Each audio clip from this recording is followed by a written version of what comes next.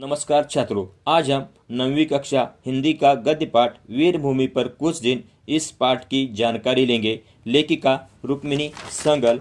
इस पाठ में राजस्थान को वीरों की भूमि नाम से जाना जाता है। इस पाठ में राजस्थान के राजाओं के भव्य राजमहल और विशाल किलों की जानकारी बताई गई है। इस यात्रा वर्णन पाठ में लेखक ने जैसलमेर, जोधपुर और चित्तौड़गढ़ किलों, कला और वहाँ की संस्कृति का आंखों देखा सुंदर और रोचक ढंग से वर्णन किया गया है। लेखक परिचय। जन्म 1 सितंबर 1945, बुढ़ाना, उत्तर प्रदेश। परिचय।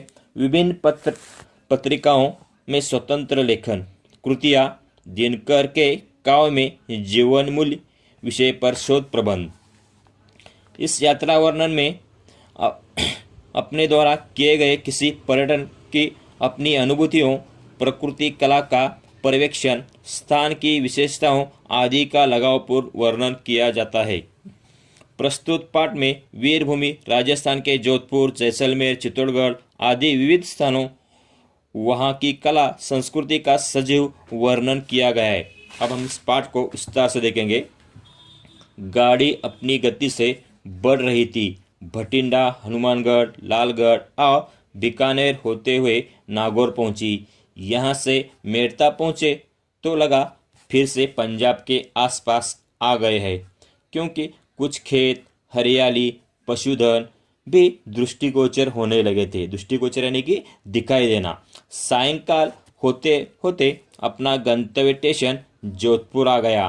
आज का हमारा पड़ाव जोधपुर था। यूँ भी सायंकाल हो चुका था। स्टेशन के समीप होटल में कमरा मिल गया। सामान वहाँ रखकर थोड़ा तरोताज़ा हुई। गंतव्य यानी कि जहाँ किसी को जाना है वो ठिका।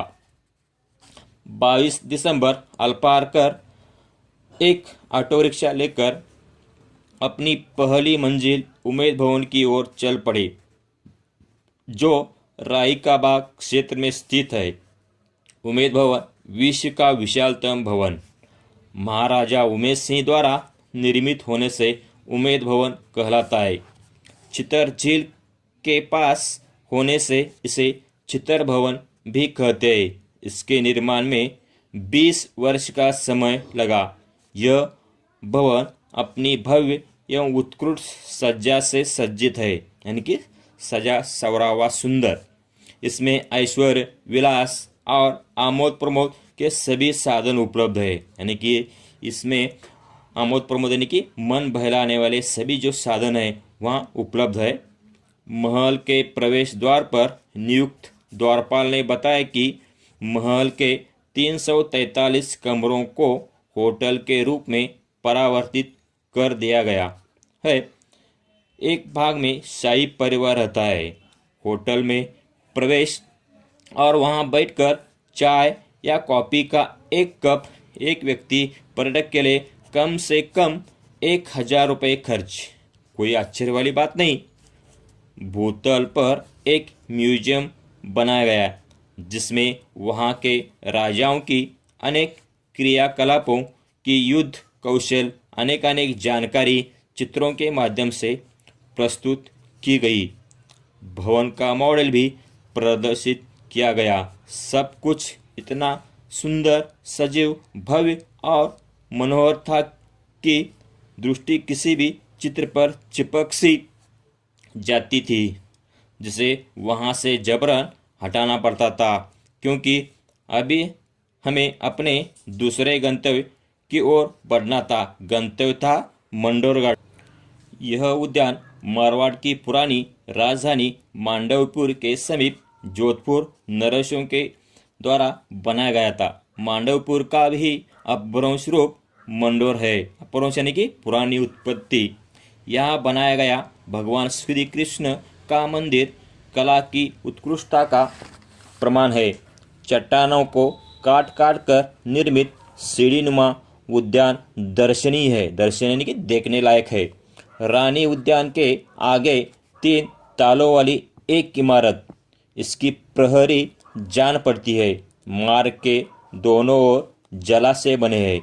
उद्यान में प्रवेश करते ही वहाँ के लोकगीत, गायक अपने अपने वाद्यों पर किसी न किसी हिंदी या राजस्थानी गीत की धुन छेड़कर पर्यटकों को प्रसन्न कर उनसे कुछ दक्षिणा की आकांक्षा करते जान पड़ते हैं। रानी उद्यान की बाईं ओर पहाड़ी की एक चट्टान पर वहाँ के वीरों ने देवताओं की विशाल मूर्तियां बनवाई। चट्टानों को काटकर मूर्तियों को दर्शाया गया है। वह दृश्य अनुपम है।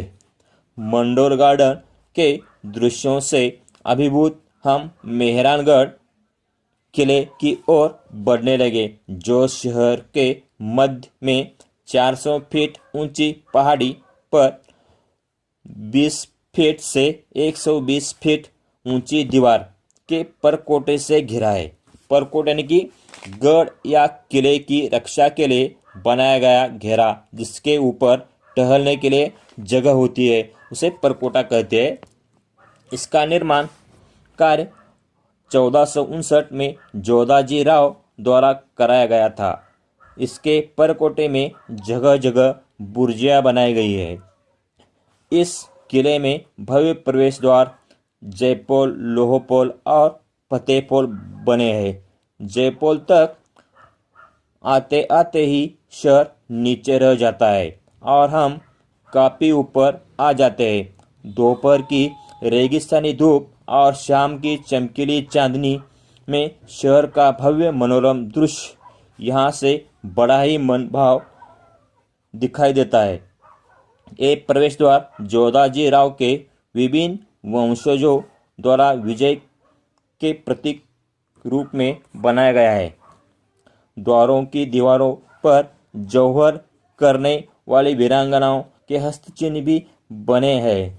दुर्ग के अंदर कई भव्य विशाल भवन हैं, जैसे मोती महल, फूल महल, शीश महल, दौलत खाना, फतेह महल और रानी सागर आदि।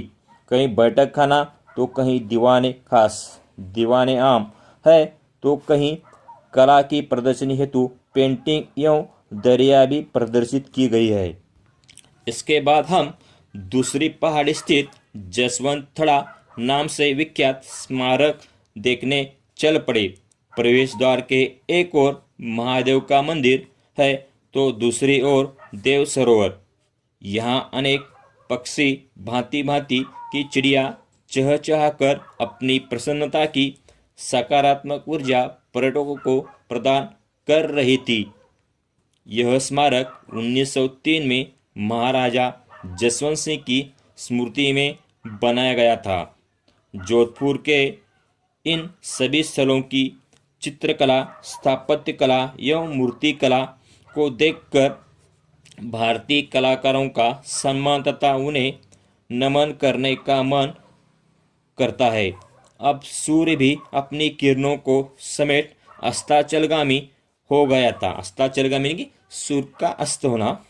फलतः हमें भी अपने विश्राम स्थल की ओर बढ़ना था। इसके आगे का भाग हम दूसरे भाग में देख सकते हैं।